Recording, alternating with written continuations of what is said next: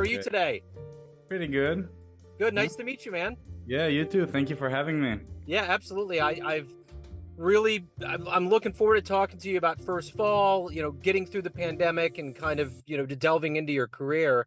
So the hmm first thing I want to start with is getting through this pandemic as an artist. How hmm did you get through the last 3.5 years? And how good does it feel to have a new album out now?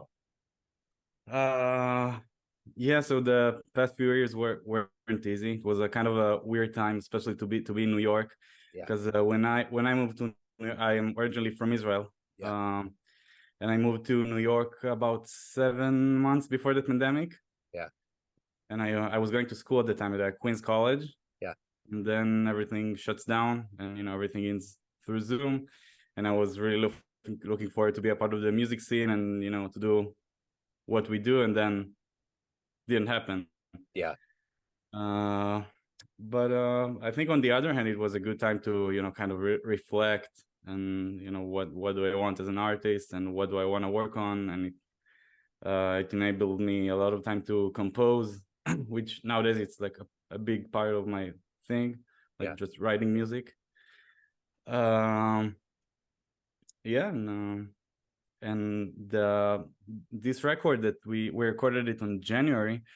So we just uh I decided, like, all right, I'm just gonna do it. Like, for a Yeah. while I was like, is it the right time? Should I do it? It's, as a musician, it's always hard to just say, all right, it's gonna happen. Yeah. Yeah. Whether it's gonna be good or bad, or if I like it or not, just gotta do it. So that was kind of the thought behind that. And then with the guys that I recorded the album, Ben Young and Willis Edmondson, both great musicians and good friends of mine. We've been playing together for 2 years probably, Yeah. and I was like, all right, that's a good band. Let's just do it. Yeah. That's wonderful. So this was kind of an outgrowth of living through the move and living through COVID here in America. And Yeah, this is the debut. yeah, yeah. Was there a lot of pressure? Do you feel like there's a lot of pressure with this being your initial shout out into the jazz world? Uh, I think at first it did. Yeah. Uh, because it's a first record. I want to leave a good impression, but also at the same time, I was like, if I'm just gonna wait till I'm good enough or I feel confident enough, maybe it will never happen. Because Yeah. we hear also about great artists when they put on records that they're classics, but they didn't feel confident with it. So, like, if they didn't feel confident, I'm never gonna feel confident. Yeah. So I was like, just everything is a process, and if this record won't be my best, so hopefully I'll do more in the future, and that's just a long time process, and not just a one-time thing where you put it and you hope that that's it, you're Yeah. famous, everyone knows you and everyone loves you. Yeah. So yeah. So what are you hoping the listener gets from this album? That's a good question. uh i I think I kind of, if it makes sense, I wanted to open the listeners a world to, like, who I am, which through music is kind of, it's pretty ambiguous. But I just try to be honest and, bring on tunes that I like and to play with people that I like, and just to be very open and just, like, see what happens. And yeah, I feel like honesty is Yeah. the thing that I was trying to go for, like, not being the best, not the fastest, not that, just playing music that I love, and I think that is good and represents, like, who I am. So how did this journey into the music begin? Where were you born and raised? And how did music, and more specifically jazz, become a part of your life? Yeah, so as I mentioned, I was born in Israel, and I started playing guitar at, probably, like, at about 10 years old. Mhm. And like everyone, I started playing rock, which I loved listening to and play with my friends. And I feel like as time passed by, when I was about probably, I don't know, 17 or 18, so I started gravitated more into jazz. I think it was like more at first like a curiosity kind of thing. Like, I was, wow, it's so different. It's different from everything I know. It requires different skills, and I'm like, let's see if I can do it. And then and then slowly I you know started going into that, and when it became more challenging, it kept me going, and like I want to figure it out. I want to understand how it works. And yeah, I think I still trying to understand how it works. And it's probably never gonna stop. So who were influences, jazz influences early on? Yeah, so early on, since you checked the record, you know that John Scofield and Pat Metheny are two big guys for me that I wrote songs for, like in the spirit of them. Yeah. And I think specifically Scofield, and I know that I'm not the only guitarist that he got him into jazz, since he has kind of these two worlds. He's a great jazz player, but also a great funk and rock and blues player, and he kind of can combine everything. Yeah. So I feel like it's a great bridge from people that's coming from my background, to kind of bridge over this like rock world and the jazz. Yeah. Yeah, so he was pretty big for me at the beginning, and nowadays also early on, Pat Metheny was very big for me. Like, and I was amazed like by all the different things that he could do. Play in trios, in bigger groups, in duos, like all these different settings. Excellent. Yeah, I actually in January 2020, right before the pandemic happened, I'm in the Kansas City Metro and I moved to Lee Summit, which is the hometown of him.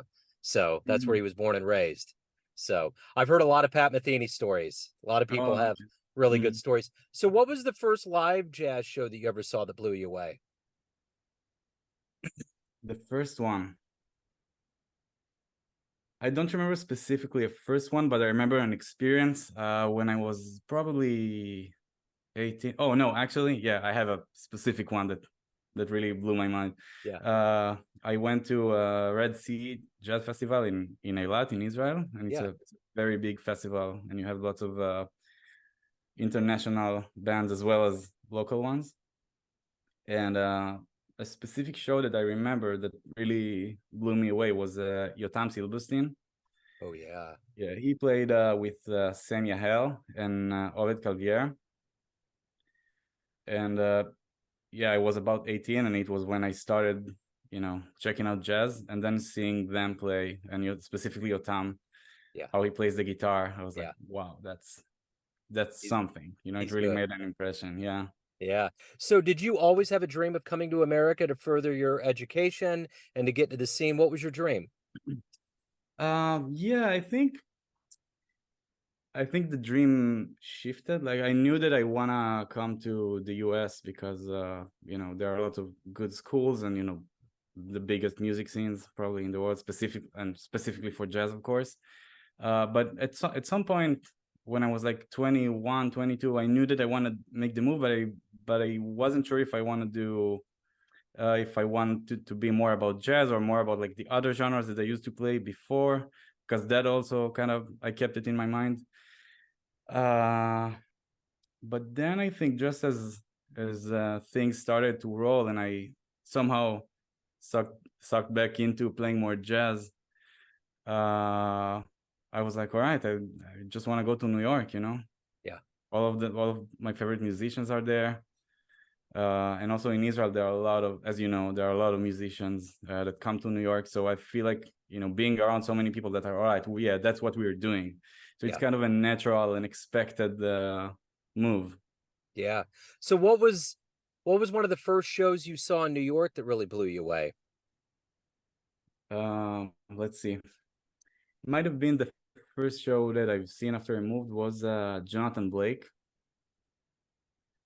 I'm trying to remember who was in the band. I remember that Joel Ross played vibes, and I can't remember who else. Uh, it was more than 4 years ago by now, but I remember just like being, yeah, that's what's happening. That's why I'm here. Yeah. Yeah. Um, So what is it that you like the best about being a professional musician? Interesting. First of all, just doing the thing that you love, just getting to get up and play music. And also the connections that you build, like, because it's a very, especially the jazz scene, it's very social. So, you play a gig with people, you go to check out a show, you go to a session. So it's very around people, and then you kind of build your own community around you. And yeah, a lot of times I find myself like, excited to go out, not only to see the show, but maybe see, people that I like, and just to hang out. And I feel like being a musician, it's like being in a community. Yeah. So that's also a very big thing, other than, the music. So why do you love jazz? Why do I love jazz?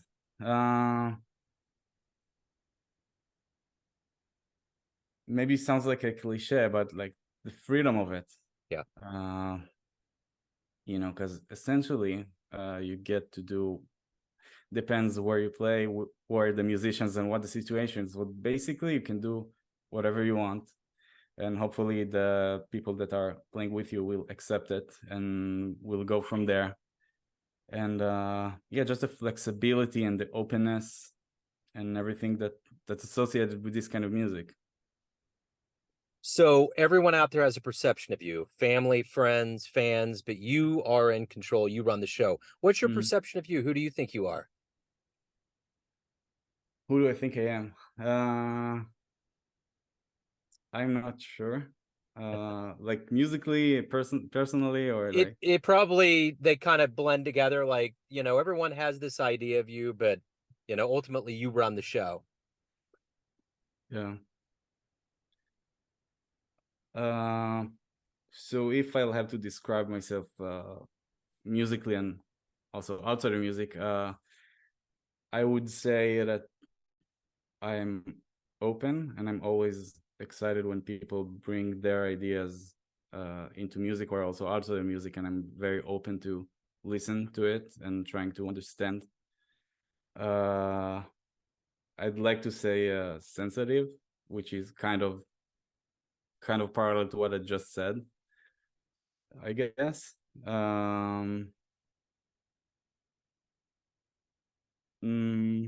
Also a lot of insecurities, which I'm not sure if a lot of people know, or that's what they will think if they don't know me very well. Yeah, I don't know, that's what comes to mind. Okay. Well, so if anyone wants to get the album, they want to learn more about you, where's the best place to go? So the best place to go will be any streaming platform. It's just my name, Shai Jaschek. The album is First Fall. I have also a YouTube channel, and all the things. So that's the best place to check me out. Excellent. Shai, thank you so much for reaching out. It's great to catch up with you. Good luck with the album and everything as we move forward. Thank you, Joe. Thank you for having me.